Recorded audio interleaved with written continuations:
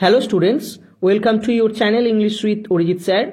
আজকে এই ভিডিওতে আমি তোমাদের সঙ্গে আলোচনা করব ক্লাস 10-এর অর্থাৎ মাধ্যমিকের এবিটিএ যে টেস্ট পেপার বেরিয়েছে সেখানে যে ফার্স্ট ইংলিশের পেজটা রয়েছে সেখানকার একটি স্টোরি, সেই স্টোরিটা আজকে আমি তোমাদের সঙ্গে শেয়ার করব। স্টোরিটা হলো কি না, the farmer and his horse, অর্থাৎ এক চাষি এবং তার ঘোড়াকে নিয়ে একটি গল্প। ঠিক আছে, তো দেখো কি বলেছে গল্পটা, তোমরা একটু বই থেকে পয়েন্টসগুলো ফলো করবে। আমি সেই পয়েন্টস ফলো করে করে এই স্টোরিটা লিখিয়েছি। ঠিক আছে, দেখো, once upon a time there lived a farmer in a village, অর্থাৎ কোনো এক সময়ে একটা গ্রামে একটা চাষি বাস করতেন। আমরা যে কোনো স্টোরি এইভাবেই শুরু করি, কোনো এক সময়ে কোনো এক রাজ্যে এক রাজা বাস করতেন, কোনো এক গ্রামে এক কৃষক বাস করতেন, সেরকমই একটা সেন্টেন্স।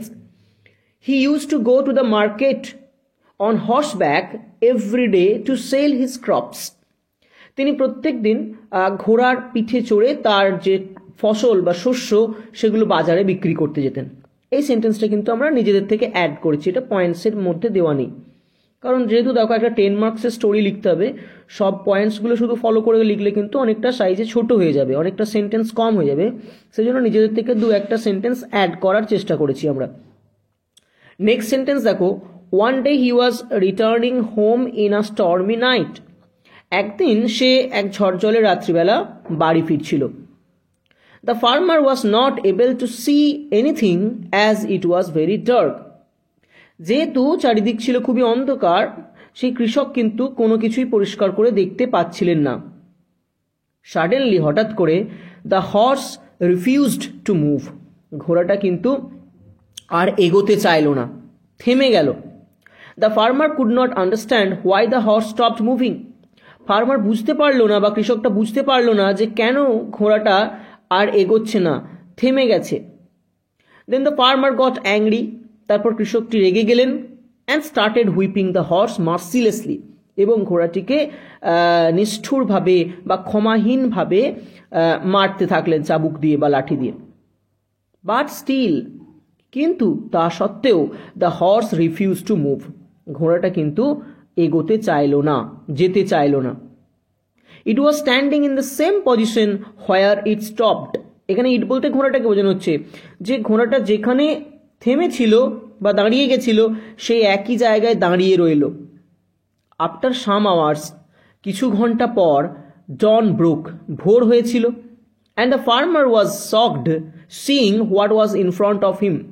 এবং সামনে যা ছিল তা দেখে কৃষকটা রীতিমতো অবাক হয়ে গিয়েছিল। যখন ভোর হলো, যখন আলো ফুটলো, তখন সামনে যা দেখলো সেটা দেখে কৃষকটা কিন্তু অবাক হয়ে গেল। কি ছিল তার সামনে? না, in front of him was A collapsed bridge which was broken. তার সামনে ছিল একটা ধসে পড়া ব্রিজ, যেটা কিন্তু সম্পূর্ণ ভেঙে গিয়েছিল। And if anyone fell in, আর যদি কেউ সেই ব্রিজের মধ্যে পড়ে যেত, that the person was surely to die, তাহলে সেই ব্যক্তিটি কিন্তু নিশ্চিতভাবেই মারা যেত। Now he understood why the horse refuse to move. এখন সেই চাষিটা বুঝতে পারলো যে কেন ঘোড়াটা সামনে যেতে চায়নি। And regretted for whipping the horse mercilessly, এবং ঘোড়াটিকে ওরকম নিষ্ঠুরভাবে মারার জন্য কিন্তু অনুতাপ করলো। And fail sorry for that, এবং তার জন্য সে বেশ দুঃখও পেল। তাহলে এইটা ছিল গল্পটা।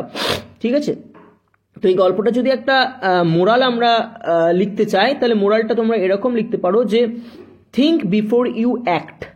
এরকম বলতে পারি যে কোনো কাজ করার আগে ভেবে চিন্তে করা উচিত। ঠিক আছে, দেখো, স্টোরি লেখার জন্য তোমাদেরকে যেটা মনে রাখতে হবে, তোমরা পয়েন্টসগুলো দেখবে যে পয়েন্টসে ভার্বগুলো সব কিন্তু প্রেজেন্ট ফর্মে দেওয়া রয়েছে, কিন্তু স্টোরি লেখার সময় তোমাদেরকে মনে রাখতে হবে যে ভার্বগুলোকে সব পাস্ট ইনডেফিনাইট করে নিতে হবে, বা সিম্পল পাস্ট টেন্সে কিন্তু সেন্টেন্সগুলো লিখতে হবে, বা কোনো কোনো সেন্টেন্স তুমি পাস্ট কন্টিনিউয়াস টেন্সেও লিখতে পারো। এই দুটো টেন্স ইউজ করে কিন্তু তোমাকে স্টোরিটা লিখতে হবে। ঠিক আছে, তো ঠিক আছে, এই স্টোরিটা আজকে আমরা জানলাম। নেক্সট ভিডিওতে আমরা আবার অন্য কোনো রাইটিং নিয়ে নিশ্চয়ই আলোচনা করব। তো তোমরা ভালো থেকো।